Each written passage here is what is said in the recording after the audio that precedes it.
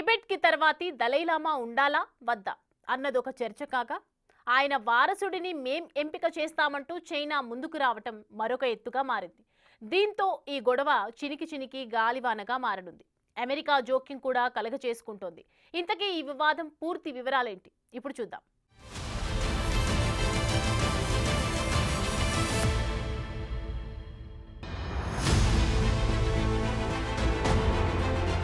July 6న Tibet ఆధ్యాత్మిక గురువు Dalai Lama పుట్టినరోజు. 90వ పడిలో అడుగుపెడుతోన్న ఆయనకు ఇంతవరకు వారసులు లేరు. భారత్లో ఒక ప్రవాసిగా ఉంటోన్న దలైలామాకు ఒక సమస్య ఎదురైంది.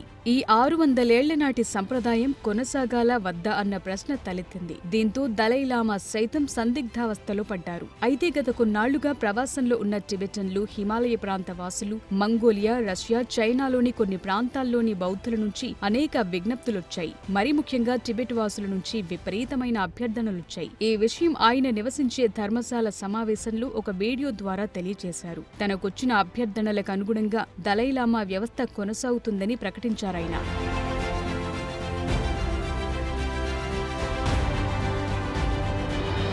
దలైలామా వయసు మీద పడటం, భవిష్యత్ నాయకత్వం, వారసత్వం వంటి సున్నితమైన ప్రశ్నలు తలెత్తాయి. దీంతో ఆయన తన 90వ పుట్టినరోజుకు ముందే ఒక సంచలన ప్రకటన చేశారు. తన తదనంతరం కూడా దలైలామా కల్చర్ కంటిన్యూ అవుతుంది. అయితే ఇందులో ఎట్టి పరిస్థితుల్లోనూ చైనా ప్రమేయం ఉండదని స్పష్టం చేశారు.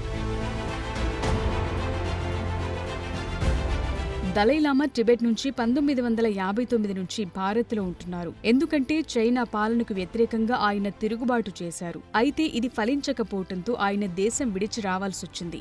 దలైలామాకు భారత ప్రభుత్వం ఆశ్రయం కల్పించి ధర్మశాలలు స్థిరపడేందుకు సాయం చేసింది. ఆయనతో పాటు వేలాది టిబెటన్లు ఇక్కడికొచ్చేశారు. ఆనాటి నుంచి ఇక్కడి నుంచి ఆయన టిబెట్ ఆధ్యాత్మిక రాజకీయ నాయకుడిగా కొనసాగుతున్నారు. ఇప్పుడు ఈ ప్రతిష్టాత్మక దలైలామా పదవి తమకు అనుకూలమైన వారికి దక్కితే ఇక తమకు తిరుగే లేదని చైనా గత కొంతకాలంగా కుతంత్రాలు రచిస్తోంది. అయితే తన తదనంతర బౌద్ధ మతాధిపతిని ఎంపిక చేసుకునే బాధ్యతను గార్డెన్ ఫోర్డ్రాంగ్ ట్రస్ట్ అనే సంస్థకు అప్పగించారు దలైలామా. ఈ ట్రస్టును కూడా దలైలామానే స్థాపించారు. 2015లో ప్రారంభమైన ఈ ట్రస్ట్ ఫ్యూచర్ దలైలామాను గుర్తించే అధికారిక సంస్థగా వ్యవహరించనుందని ఒక ప్రకటన ద్వారా తెలియజేశారాయన. అయితే టిబెట్పై ఆధిపత్యం చేస్తున్న చైనా గోల్డెన్ ఆర్న్ అనే పద్ధతిలో దలైలామాను ఎంపిక చేయాలని భావిస్తోంది. ఈ ప్రయత్నాలను ఖండిస్తున్నారు దలైలామా. ధర్మాన్ని నమ్మిన కమ్యూనిస్టులు పునర్జన్మ సిద్ధాంతంతో ముడిపడ్డ దలైలామా వ్యవస్థకు అధిపతిని ఎంపిక చేయటం ఏంటన్నది ఆయన సంధిస్తోన్న ప్రశ్న. దలైలామా సంప్రదాయం ఆధ్యాత్మిక పద్ధతుల ప్రకారం సాగాలి, కానీ ఇక్కడ కమ్యూనిస్టు ఆధిపత్య ధోరణి ప్రదర్శించడం సరికాదని అంటారు.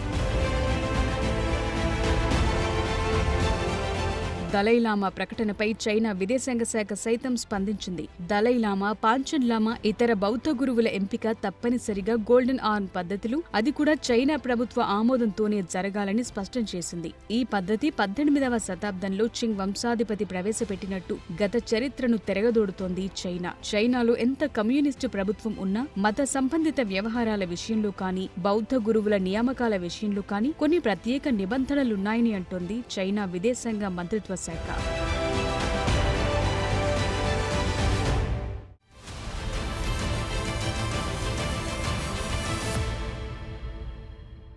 ఇంతకీ దలైలామా ఎవరు, ఎక్కడివారు? బౌద్ధ సంప్రదాయంలో దలైలామా పాత్ర ఎలాంటిది? ఈ అంశంపై గతంలో అమెరికా ఎలాంటి చట్టాలను చేసింది? వీటి ద్వారా చైనాను కట్టడి చేయటం సాధ్యమేనా? Let's watch.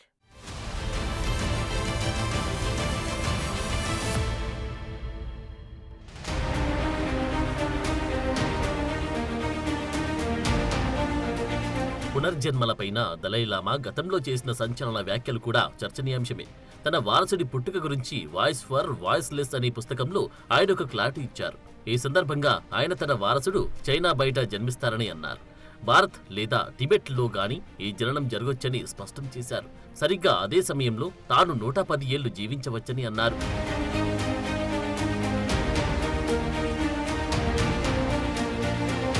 ఇక టిబెట్ బౌద్ధ గురువులైన దలైలామాలు బౌద్ధ సన్యాసి, అవలోకితేశ్వర పునర్జన్మగా విశ్వసిస్తారు. వీరు శాంతి, అహింస, బుద్ధుని బోధనలు బోధిస్తుంటారు. దలైలామా అంటే జ్ఞానోదయం పొందిన జీవులని అర్థం. అందుకే దలైలామా ప్రపంచవ్యాప్తంగా ఉన్న బౌద్ధులకు ఆరాధ్య గురువులుగా భావిస్తుంటారు.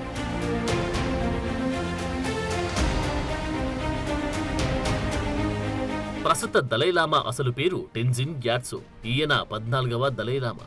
1935లో టిబెట్లోని టాక్సేర్ గ్రామంలో జన్మించారు. 1940లో 14వ దలైలామాగా గుర్తింపు పొందారు. టిబెట్లోని లాసా బౌద్ధ యాత్రికులకు అత్యంత పవిత్రమైన ప్రాంతం.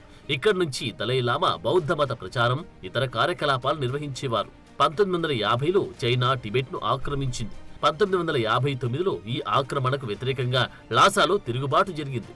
చైనా దీన్ని అణచివేసింది.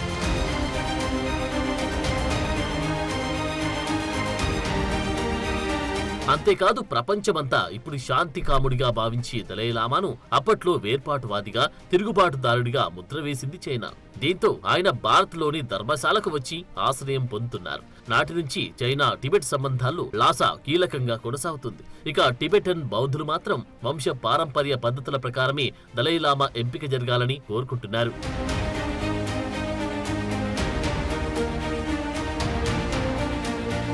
టిబెట్ తమకు చెందిన ప్రాంతం కాబట్టి దలైలామా ఎంపిక హక్కు తమకే ఉందని అంటోంది చైనా. అయితే ఇది తప్పని ఖండిస్తోంది అమెరికా. దలైలామా ఎంపిక ప్రభుత్వపరమైంది కాదు, ఒక భౌగోళిక సాంప్రదాయం కాదు. ఇదొక అలౌకికమైన ఆధ్యాత్మిక వ్యవహారం. ఇందులో చైనాకు ఎలాంటి హక్కు లేదని చెబుతుంది యుఎస్.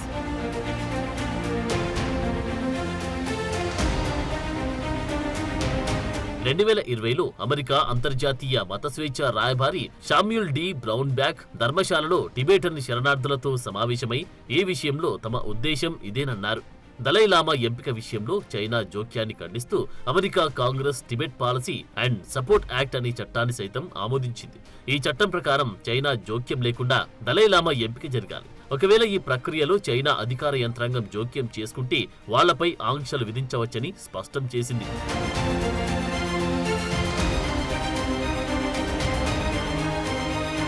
ప్రస్తుతం చైనా యుఎస్ మధ్య విపరీతమైన వాణిజ్య యుద్ధం జరుగుతుంది. ఒకరిపై మరొకరు కాలు దువ్వుకుంటున్నారు. ప్రతి చిన్న విషయాన్ని చైనా సీరియస్ గా తీసుకుంటుంది. అమెరికాతో అమీతుమీ తేల్చుకోవడానికే సిద్ధపడుతుంది. అవకాశం లేకున్నా సరే కల్పించుకొని మరీ వేలు పెడుతుంది. తమ భూభాగంతో ఏం సంబంధం లేని పాకిస్తాన్కి కావలసినంత సైనిక సాయం చేస్తుంది. అలాంటి చైనా తన పరిధిలో ఉన్న భూభాగంపై జరిగే వ్యవహారాలను అంత తేలిగ్గా వదులుతుందా అన్న ప్రశ్న తలెత్తుతోంది. మరి చూడాలి, ఆధ్యాత్మికవాదం గెలుస్తుందా లేక చైనా అధికార దాహం నెరవేరుతుందా తేలాల్సి ఉంది.